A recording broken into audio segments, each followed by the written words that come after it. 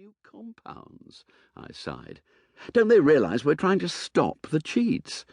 Well, apparently millions of people take diuretics every day for heart problems and high blood pressure. I'm one of those, Tony said meekly, tapping his jacket pocket. I suppose I couldn't realistically blame the drug companies for making our life difficult, not if they were doing good for millions. I sighed again. So why did the supplier run, and why pull a knife? He claims he didn't know what was in the packet, Nigel said. So they caught him then? My police contact said the man walked out of the woods with his arms in the air when he heard the dogs coming. He'd got rid of the knife by then, of course, and the cops weren't about to launch a massive search for a weapon that hadn't been used. The man claimed he was only an intermediary, delivering a sealed package for a friend. So why did he run? He says that he was told the package contained drugs, and he'd assumed they were illegal. He hadn't been the only one. I was now even more relieved that Tony hadn't had a piece in the lay-by. I could imagine the furore that would have followed the shooting of a man who was supplying perfectly legal medication. It seems odd to me that he just happened to have a knife in his pocket. Surely that's not normal. Tony waved a dismissive hand as if to say that it was quite normal where he came from. The man's car had been removed to a forensic laboratory to be searched, and according to Nigel's police chum, no illegal substances had been found. The man was free to pick it up whenever he wanted to. The phone on my desk rang. I answered it. "Jeff, it's Paul Maldini," said a voice down the line. "I need you in my office right away." Oh, God, I thought. The chief superintendent must have called. "On my way," I said.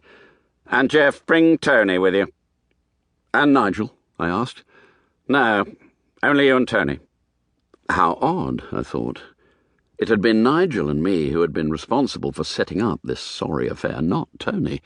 He had simply been an innocent observer to the disaster. It didn't seem fair that he should be facing the firing squad alongside me. Tony and I made our way along the corridor to Paul's office. It felt to me like we were two miscreant schoolboys who had been summoned to the headmaster's study after having been caught smoking behind the bike sheds, hugely apprehensive and not a little frightened. Come in, both of you," Paul said as I knocked and opened his door. "Sit down." He waved at the two chairs in front of his desk.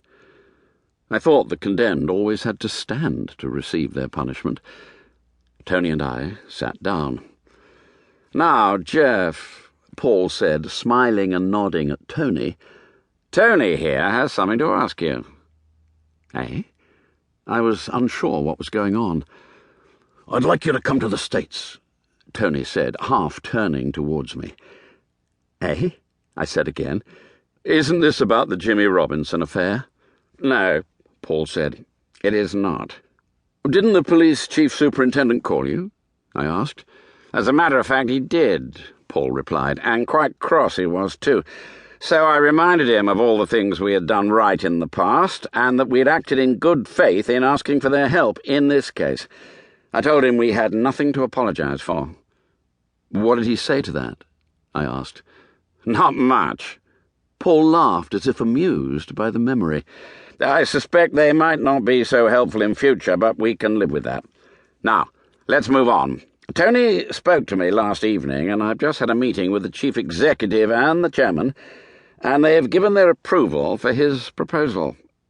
"What proposal?" I asked, confused. I felt like I was living in a parallel universe. I'd been expecting to get a severe telling off, and yet here was Paul Maldini, a man with an infamous temper, smiling and joking as if I was flavour of the month.